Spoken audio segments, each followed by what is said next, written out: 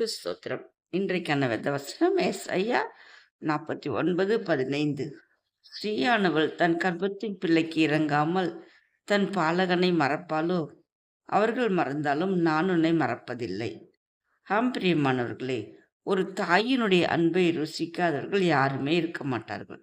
எல்லாருக்குமே தெரியும், தாய் தாய் தன் பிள்ளைகளுக்காக எதையும் செய்ய துணிவாள் என்று. இது உலக பிரகாரமான மாம்ச பிரகாரமான அன்பு.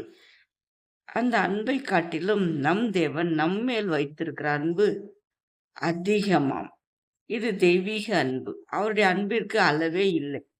தாய் நம்மை மறந்தாலும் நான் உம்மை மறப்பதில்லை என்று நம் தேவன் கூறுகிறார். நம் தேவன் நம்மை ஒரு நொடி பொழுது மறந்தால் கூட என்ன ஆகும் என்று யோசித்து பாருங்கள்.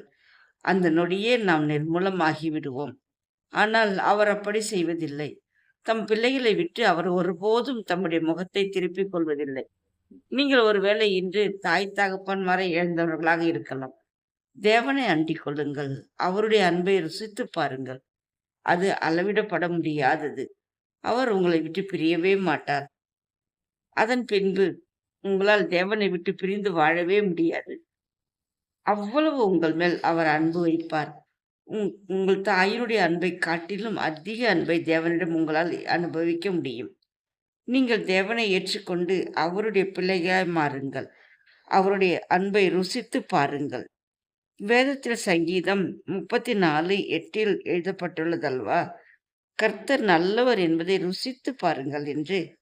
நம் தேவனை அவருடைய அன்பை ருசித்து பார்க்க வேண்டுமானால் நாம் அவரை ஏற்றுக்கொள்ள வேண்டும். அவர் ஒரு தாயைப் போல நேசிப்பவர், ஒரு தந்தையைப் போல கரிசனை உள்ளவர்.